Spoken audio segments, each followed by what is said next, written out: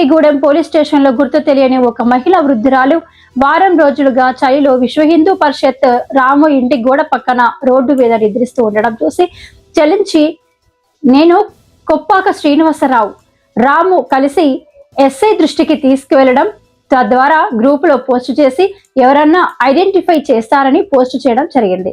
వాళ్ళ కుటుంబ సభ్యులు ఎవరూ రానప్పటికీ ప్రభుత్వ యంత్రాంగం తక్షణమే స్పందించి సచివాలయ సిబ్బంది, అంగన్వాడీ టీచర్ సబీనా, 6వ సచివాలయం లక్ష్మి ఎవరు అని అడగగా రెడ్డి గడపవరం అని చెప్పగా అక్కడ కూడా వివరాలు పంపి చురుకుగా పనిచేశారు. వారి సహాయంతో మానవతా హృదయంతో వృద్ధాశ్రమంలో జాయిన్ చేసుకుంటాను అన్న సీతామహాలక్ష్మి స్వచ్ఛంద సేవా సంస్థ నిర్వాహకులు శేఖర్ ఆదరించడంతో ఆమెను ఆశ్రమంలో అప్పజెప్పడం జరిగింది. వేగంగా ఎస్ఐ, ప్రభుత్వ యంత్రాంగము, సచివాలయ సిబ్బంది స్పందించినందుకు ధన్యవాదములు. చీర కట్టుకున్న ఆవిడ ఎవరో అదే తెలియదు. మా రాము గారి ఇంటి పక్కన కారు పార్కింగ్ చేసుకున్న చోట వారం రోజుల నుంచి అక్కడే పడుకుంటాం.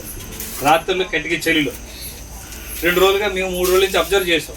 చేసిన తర్వాత ఆవిడ అడిగినా ఎవరి వివరాలు చెప్పట్లేదు, ఎక్కడో ఏ ఊరు నుంచి వచ్చిందో తెలియదు, ఎక్కడో తెలియదు. దాని మీద అడిగితే గణపవరం మాత్రమే చెప్తారు. చుట్టుపక్కల వాళ్ళు రాము గారు వీళ్ళంతా కూడా ఆహారం అది అందిస్తున్నారు, దుప్పట్లు అవి ఇచ్చారు, కానీ కట్టికి చెల్లు రోడ్డు మీద పడుకుంటారు. వివరాలు చెప్పలేకపోతాం.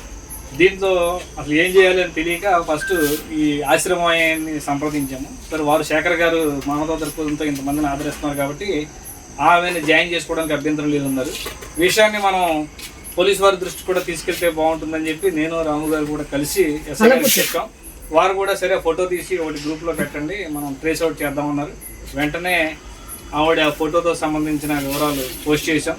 దానికి తగ్గట్టుగానే అధికారులు కూడా తక్షణమే స్పందించారు. తర్వాత ఆ వార్డుకి సంబంధించినటువంటి అంగన్వాడీ గారు అయినటువంటి సబీనా గారు, తర్వాత రాజుల కాలనీ సచివాలయం మా పేరు లక్ష్మి గారు మరి గారు ఇమీడియట్గా రావటం, ఆ వివరాలు తీసుకోవటం, అలాగే ఈఓపీఓడి గారు కానీ పోలీసు వారు కానీ తక్షణమే స్పందించారు. స్పందించిన తర్వాత ఆమెను ట్రేస్ అవుట్ తీసి ఇక్కడికి తీసుకొచ్చి రీహాబిలిటేషన్ కింద శేఖర్ గారు మన పెద్ద మనసుతో కొన్ని ఇక్కడ జాయిన్ చేసుకున్నారు. చెప్పేది ఏంటంటే వాళ్ళ ఈ ఫోటో ఒకసారి చూపించాము. ఈమె పిల్లలు కానీ భర్త కానీ ఎవరన్నా ఉంటే అలా వదిలేయడం అనేది అన్యాయం. రోడ్డు మీద కటికి చెల్లలో పడుకుంది. కుక్కలు కానీ పాములు కానీ కరిచినా మాకే హృదయం ద్రవించిపోతుంది, చూడలేకపోతుంది. ఇమీడియట్గా ఏం చేయాలో అర్థం కాక ప్రభుత్వం దృష్టిలో కూడా పెట్టాము. ఇమీడియట్గా స్పందించారు కాబట్టి సరిపోయింది. ఇలాంటి పనులు మీకు దెబ్బలాట్లు కానీ కొట్లాట్లు కానీ ఉంటే ఆ భావోద్వేగాలు అంతవరకే పరిష్కరించుకోండి. రోడ్ల మీదకి తల్లిదండ్రులను వదిలేయకండి.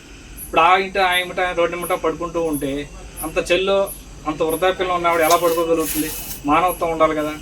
ఇవాళ జంగారెడ్డిగూడెంలో ప్రభుత్వ యంత్రాంగం అయినా, రెవెన్యూ అయినా, పోలీసు వారైనా, అంగన్వాడీ టీచర్లు అయినా ఇంత సమయంలో కూడా ఆడపిల్లలు కూడా దగ్గరుండి అంత బాధ్యతగా పనిచేశారు కాబట్టి సరిపోయింది. ఏమీ చేయకపోతే ఏంటి పరిస్థితి? కాబట్టి తక్షణమే వాళ్ళ సంబంధికి రావడం ఉంటే మీరు మీ ఇంటికి తీసుకెళ్లే ప్రయత్నం చేయండి. లేదా ఆశ్రమం నడుపుతున్నారు కదా కాబట్టి మాకు బాధ్యత లేదనుకోవటం మాత్రం మంచి పద్ధతి కదని తెలియజేస్తాం.